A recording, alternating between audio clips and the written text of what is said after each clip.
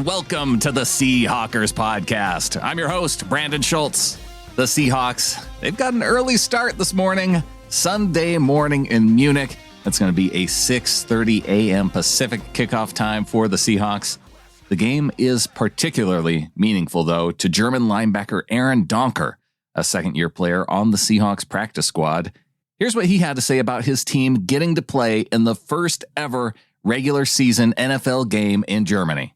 Man, I think God just set this up, and I'm right in the middle of it. And the beautiful thing is, it's not about me.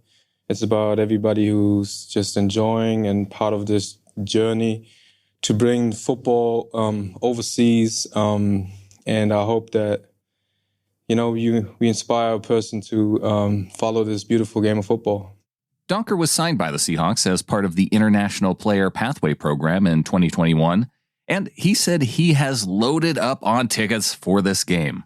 I could have given out as many tickets I would have received. And I'm very, very grateful that they throwing some tickets at me, and I passed them out to the people that I could thought of first. And I apologize for everybody who I didn't get. And I'm looking forward for the people who are coming. And regardless of that, I think it's bigger. Even the people who's coming or not coming, it's about us all coming together and seeing the bigger picture. I don't want to say a number, but it's plenty. It's much. It's more than I can ask for. The Seahawks linebacker will also be carrying out the German flag before the game. I mean, it means a lot. You're representing a country, and just running out there and I guess leading the Seahawks out of the tunnel and carrying the flag at the same time. I mean, it's going to be a great moment. Maybe a dumb question, but which flag? Are you carrying two flags, or a German flag, American flag? I'm as far as I'm noticed, probably the German flag. I think we have another one for the American flag. I would love to carry both if it's not taken. Unfortunately, though, Donkor will not be active for the game. That's per head coach Pete Carroll. No, we tried to get that done, and we weren't able to do it.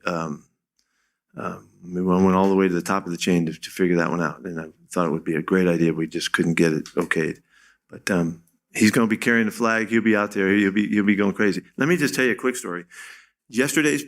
This morning's practice, when we practiced, it was a no turnover Thursday. So it's all about the ball. And the whole competition is the offense versus the defense. Is the offense going to get through the practice without giving up a turnover? Is the defense going to get a turnover off the offense? And that's the competition of the day. It goes all the way down to, we're down to there's like 2 plays left in practice. And one of our cubes throws the ball goes up in the air, and out of nowhere comes Donkor intercepting the football and returning it down the sidelines for a touchdown. So we blew the whistle and ended practice right there. It was too perfectly poetic that we're going to get on the bus right now and drive to Munich, and Donkor gets the interception to end the day and win the whole thing. So he's been fantastic for us. We've been very fortunate to have him. He's been he's in the program that gives us a 17th guy on the practice squad. He's done everything a guy could ever want to do as far as putting his best foot forward. Great effort, great toughness.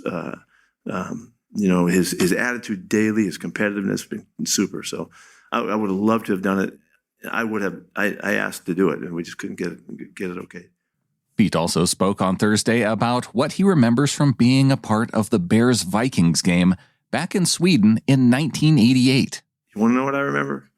What I remember is getting on the bus it was like a Thursday night or something like that, and that was kind of the night the players could go out, and we had no curfew that night, and we're getting on the bus the next morning to go to practice, and Jim McMahon's on our bus, and that's the quarterback from the Bears, and he was sitting on our bus and he went to our practice, so So I don't know how that happened, but he just wanted to be with us or whatever. And I don't know, it was a heck of a night he had the night before, but he wound up on the Vikings bus going to practice. That's my best memory of the game. I don't remember anything else. Carroll talked about the Seahawks' travel. Well, we made it across the pond. We did it. This is like the longest day ever. However, everything's worked out great, and our guys and our our organization is really, really honored to be here. It's a thrill to be here, and to know also that we're being received so well that the German people really want to see this game and they're excited about it and all the build up for it and all that. We really feel like it's an honor to have a chance to play this first game at the Alliance Field and as well. So they used to, we used to go to the Rose Bowl year after year, and they say, "Oh, you guys don't want to go to the Rose Bowl. It's no fun. You don't care. You'd rather do something else." Nah, these events are awesome, and it's like a bowl game in the middle of a season, and so we're going to make the most of it, and we're going to have a good time. We're ready to play football come Sunday, and hopefully keep things going on our end. But I don't want to make light of it. It's important. It's fun. And our guys are jacked. They had a blast out there today. So anyway, we're underway. Pete also touched on the challenges of playing Tom Brady. It's been memorable, and just because we respect him so much. That's why this is that's clear, and you get few chances to match up like this, and so we're going to try to play a championship football game and do all the things that it takes. And that means everybody. It's not going to be just about the quarterback. It's going to be everybody doing their thing, and so we're looking forward to it. Defensive coordinator Clint Hurt also offered comments on playing Brady, especially the challenge presented by his ability to get the ball out quickly. Yeah, that's always going to be the challenge. This guy's seen everything. There's not a whole lot that you can disguise from him, but you got to obviously still continue to work that way. Play smart like we've been doing. Obviously got to change up some different looks and things like that to if we can catch him off guard, that'll be great. But like I said, this guy's played a lot of football. The GOAT. Everybody says that, but this guy's the best. So you got to obviously work to that and look forward to the challenge. Seahawks offensive coordinator Shane Waldron spent some time with Brady in New England. Oh, man, the list could be endless. I think he does an unbelievable job of, getting the ball out, finding the open guy. He's seen every structure there is. He knows everything that's going on throughout the course of a game, and his competitive drive is second to none. He had a great influence on me. I had a chance to be around him as an intern and then as a quality control coach there and in different spots throughout the time in New England. And just absorbing and watching his day in and day out preparation, I think that was something that I've taken with me everywhere I've been, just knowing that the guy that's front and center in the meetings, from day one all the way through his career, and a guy that, really goes about his work the right way with that, like I said, that competitive drive to be the best.